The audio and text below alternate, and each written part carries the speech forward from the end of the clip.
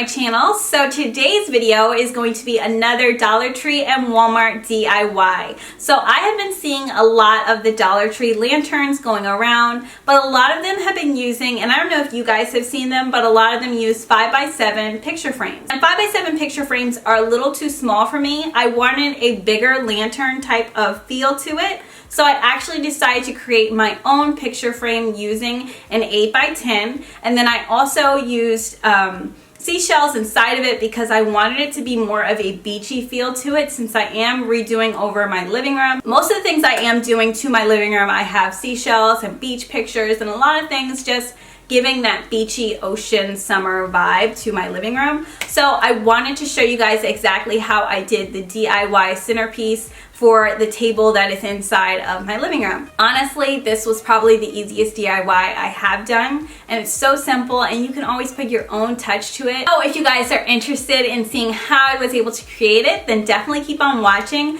and also make sure to like this video and subscribe if you would like to see more cheap and affordable DIYs. Alright guys, so this is the before, and we are definitely going to be fixing it up. I ended up getting the seashells from Dollar Tree, and then these picture frames, they're 8x10.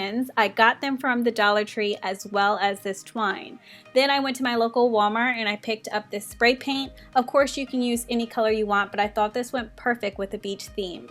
This is also optional, but I found this at my local Dollar Tree and I used it as a candle holder, and I thought it looked really nice. And what I decided to do to start off was actually spray painting the 4 picture frames. So I took them outside, spray painted them, left them for an hour, flipped them over, and spray painted them again. I know you guys also see the lamp, but don't worry, that is actually coming up in another DIY. I'm so excited to show you what I did with that. So once the 4 picture frames were finished drying, what I ended up doing was hot gluing the 4 corners of the frame, and then once I put the glue down on each of the frames, I actually went in with the glass. Now this is optional for you, but if you see the little things that are sticking up along the sides, you can actually use that to hold the glass, but I didn't really want that to show through the glass. So I actually ended up hot gluing each of the corners, so that way I would not have to use those as support.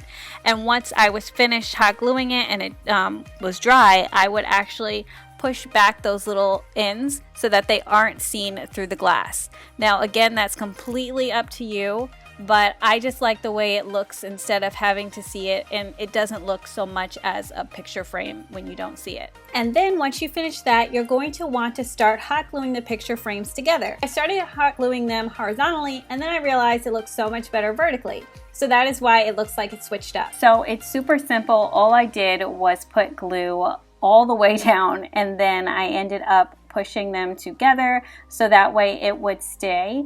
And you're basically going to do the same thing to all of the corners or ends of the frames. You want to make sure that the way you're doing it is just the same way all around, because if one frame ends up being taller than the other, it's going to throw everything completely off. So after I finished doing that, I actually decided to start working on the bottom piece. I felt like this lantern needed a bottom just in case I wanted to switch things up and put different things inside of it instead of seashells later on. So what I decided to do, and this is completely up to you, you can actually go with the picture frame bottom if you wanted to, like the back of it, but instead what I decided to use was actually the cardboard that I spray painted it on. It already had the same color along the sides that was on the bottom of the cardboard, so that worked perfectly that way. I ended up measuring it, cutting it, hot gluing it, and then placing that cardboard on top of it. Then once you're finished that, I actually used these old candles that I still had from the previous centerpiece.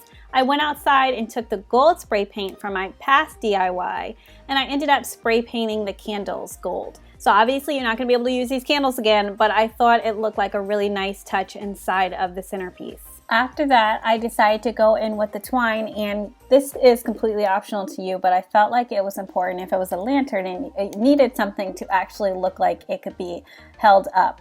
So I took the twine and I actually braided it. You could go in and make a thicker braid, but I just did a simple 3-strand braid. And then I decided to hot glue it to 2 corners of the lantern. So it's up to you how far you want the string to actually go, but I decided to just have it drape a little bit, and then that way it kind of gives it more of a authentic look to it, I feel. So once you've finished hot gluing the twine, this is exactly how it will look with nothing inside of it. Now, I ended up buying that to hold the candles. With the two, it kind of was a little too small, but I ended up making it work because you won't see the bottom when you put all of the seashells around it. So this is completely up to you. You can end up going in with sand instead of seashells, and you can get your seashells wherever you want, but I picked up mine from Burlington. But of course, this is all about how you want to make it. The finishing look, I absolutely love how the gold just pops against the seashells, and I think it just gives it such a beachy kind of rustic look to it, and I just enjoyed making it. It was so easy. So I hope you guys enjoyed this really quick DIY. It was so simple and so easy, and I know you guys are going to be able to recreate it as well. Let me know what you guys would like to see next. I do have more for my living room, and also I did get started with my daughter's room, so I am so excited to show you more of what that looks like. But thank you guys again so much for watching, and of course I will see you in my next video. Bye!